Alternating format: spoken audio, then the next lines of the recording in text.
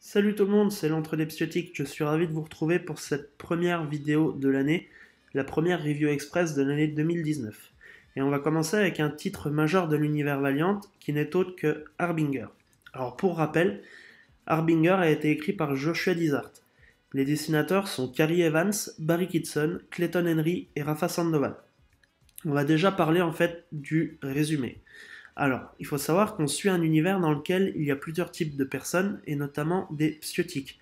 Alors, les psiotiques, ce sont des personnes qui ont des pouvoirs, un peu à la manière des X-Men chez Marvel, mais on va dire que c'est différent quand même, il y a quelques particularités, et notamment le fait qu'il y ait des psiotiques latents, dont les pouvoirs ne sont pas activés dès la naissance, et qui nécessiteront une activation manuelle ou mécanique, et les psiotiques qui ont leur pouvoir dès la naissance.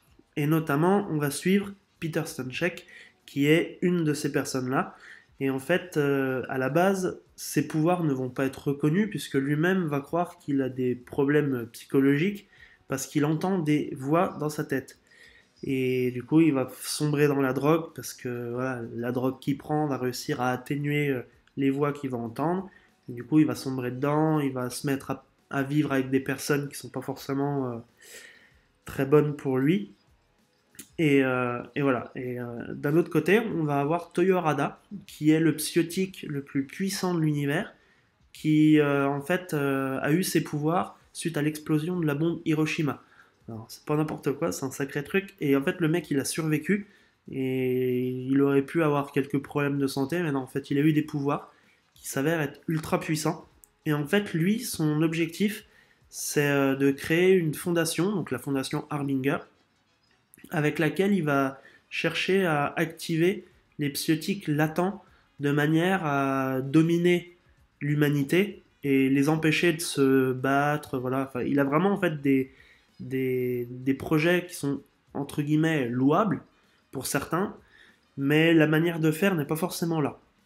Et en fait, il va entendre parler de ce fameux psiotique Peter Stanchek, qui selon lui serait le plus puissant après lui, voire même meilleur que lui, et il va chercher à l'appâter, à le faire venir dans sa fondation, de manière à combattre l'humanité et dominer un peu tout le monde.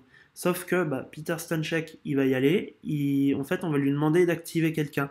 Cette personne n'est autre que Face, en fait, et en voyant la violence de l'activation, il va se dire que ça va pas, que c'est pas bien, il faut pas le faire. Et donc du coup, il va se désengager et partir. Et il va finir par créer en fait l'équipe des renégats, qui est composée de Flamingo, Chris, de Torque et de Face, entre autres. Il y a quelques autres personnes qui vont venir se greffer à cette équipe. Mais voilà, l'équipe de base, c'est celle-ci. Et voilà, ils vont tout faire pour stopper Toyo Harada et ses projets. Alors, il y aura des problèmes, tout ne va pas se passer comme prévu. Voilà, c'est vraiment un récit qui est assez épique. Il se passe énormément de choses. Dans le récit, donc, on voit Face, on découvre aussi le Rising Spirit qui va être là pour les combattre. On va découvrir la Génération Zéro qui est une autre équipe de psiotiques qu'on va découvrir plus tard dans un autre récit qui leur sera dédié. Il va y avoir Livewire qui est une des personnes qui travaille avec Toyo Harada.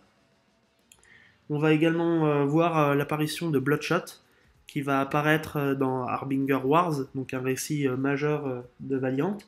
Et on va voir aussi au tout début du récit le moine qui saigne, donc qui a un gros rapport avec Toyo Harada et qu'on va revoir par la suite dans la saga Ninjak. Il y a un gros rapport avec Ninjak.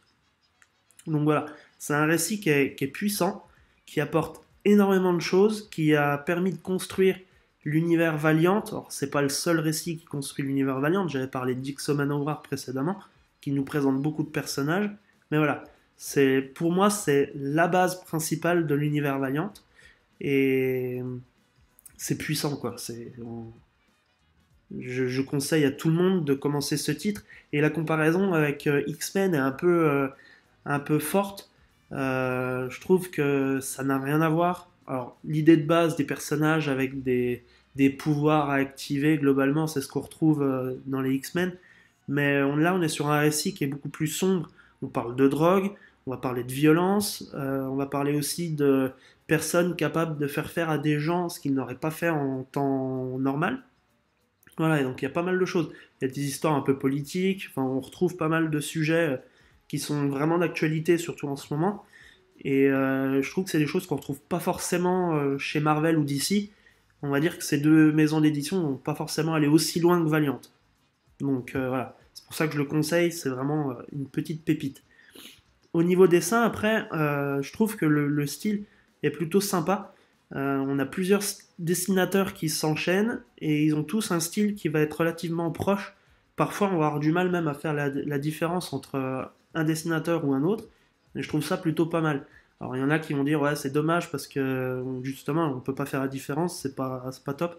Moi, je trouve ça sympa, ça donne une homogénéité globale au titre qui est forcément qui est fortement bienvenue en fait. Alors, il y a quelques délires à droite à gauche, des dessinateurs qui ont des styles très particuliers qui viennent faire un petit chapitre comme ça. Je suis pas très fan pour ma part. Après, vous jugerez par vous-même. C'est pas forcément ma cam, mais ça a le mérite d'être là.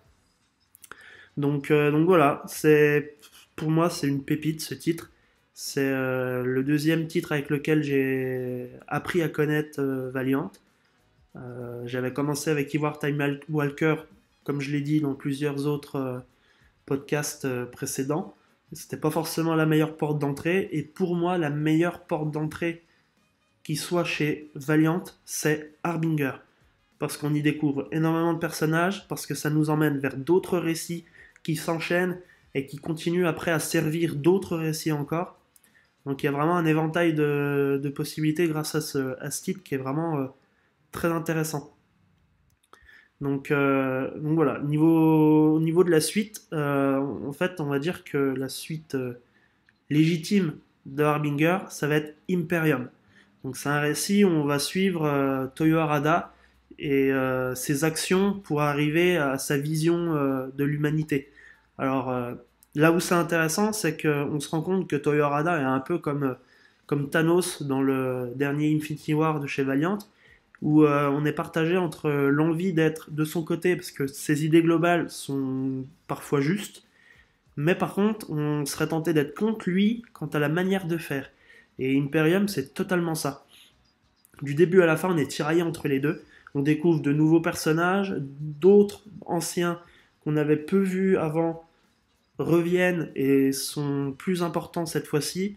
Enfin voilà, c'est la suite absolument géniale à Harbinger que je vous conseille, mais alors à un point, c'est encore à ce jour probablement mon plus gros coup de cœur chez Valiant. Au-delà même de Harbinger, que j'avais trouvé déjà absolument génial, mais Imperium est un bon cran au-dessus, et je vous en parlerai par la suite, mais il y a d'autres récits qui découlent d'Imperium et de Harbinger, notamment sur la génération 0, sur Livewire, voilà, ces choses-là. Je vous en parlerai plus tard, mais c'est vraiment super à suivre. Donc voilà, bah, j'espère que cette première review de l'année vous a plu. Je vous souhaite une très belle année 2019, que vous réussissiez tout ce que vous entreprenez, que vous ayez plein de beaux comics, que vous puissiez lire plein de Valiantes. Et merci encore à Bliss Comics pour ces super éditions que vous nous sortez. Et voilà, je vous dis à très bientôt les amis. Salut!